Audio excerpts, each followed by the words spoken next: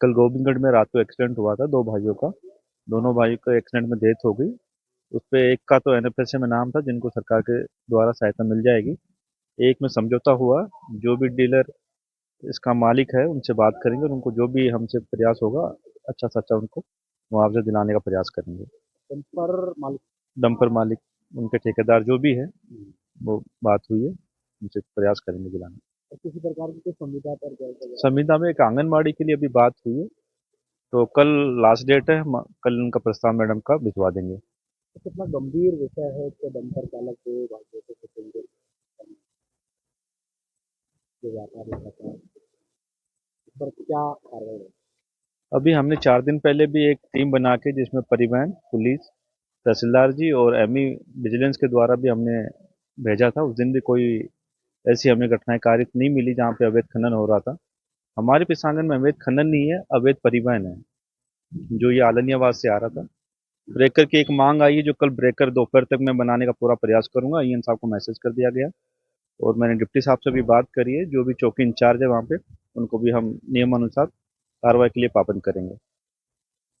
ये बड़ी दुखद घटना है। कल रात को 8 बजे हमारे गोविंदगढ़ के दो सैन समाज के युवा काम करके लौट रहे थे, तो बजरी का डंपर उन पे पलट गया। तो पूरे गोविंदगढ़ में और पूरे सैन समाज में रोष था। तो आज यहाँ मोर्चरी में पूरा समाज और हम सब यहाँ प्रशासन के साथ इकट्ठे हुए और उनके परिवार में और प्रशासन के बीच में ये बात हुई है कि भाई उनकी धर्मपत्नी को आंगनबाड़ी में संविदा पर नौकरी दी जाए और ज्यादा से ज्यादा मुआवजा जो भी प्रशासन द्वारा उनको दिलवाए जा सके। जैसे मुख्यमंत्री अपने आयुष योजना के द्वारा जो भी अधिक से अधिक उनकी मदद हो, सबकी यही विचार था। और सरकारी नौकरी का और जो ये डंपर चल रहे हैं बजरी के, इनके जो इनकी इतनी तेज रफ्तार रहती है, इस पर अंकुश लगाने के लिए भी सबने प्रशासन को कहा है कि आप इन डंपरों पर अंकुश लगाएं ताकि इस तरह के जो हादसे हैं इनकी पुनरावृत्ति नहीं हो।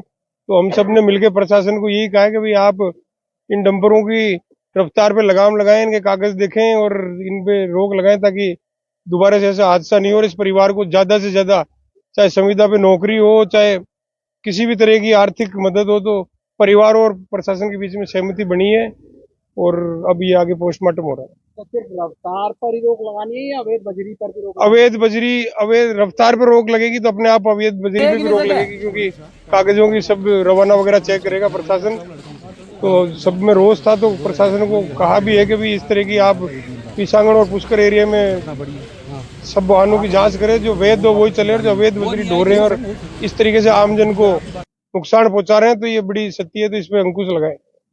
कल रात को जो आशीष और अभिषेक सेन जो लोसवा के पास एक्सीडेंट दुर्घटना में डेथ हो गई थी, उनकी ग्रामीणों की कुछ मांगे थी, जिसमें जो गोविंदगढ़ में ब्रेकर बनवाना और कुछ आर्थिक डिमांड, मतलब इसकी परिवार की सहायता करने के लिए संदर्भ में, तो उनके दोनों पक्षों के बीच में सहमति बन गई और जो सरकार द्वारा सहायता दी मिलेगी वो नियमानुसार उनको जारी की जाएगी। इस बात पर सहमति बनी।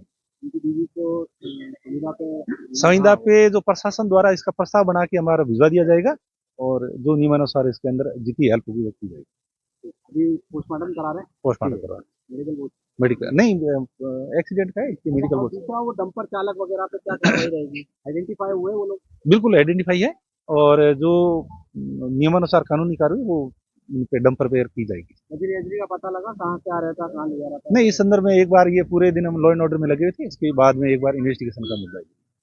आपकी मुस्कान हमारी पहचान। इम्प्रेशन डेंटल केयर, जहां आधुनिक तकनीक के साथ मिलता है बेहतरीन dental treatment. Doctor Manish Lelani, implant और प्रोस्थोडोंटिक स्पेशलिस्ट, और डॉक्टर सृष्टि चालाना, बच्चों के दांतों की specialist. Dental cleaning, root canal से लेकर फिक्स बत्तीसी तक हर इलाज पूरी केयर के साथ। आज ही अपॉइंटमेंट लें। Impression dental care. फोन करें 9509 848483।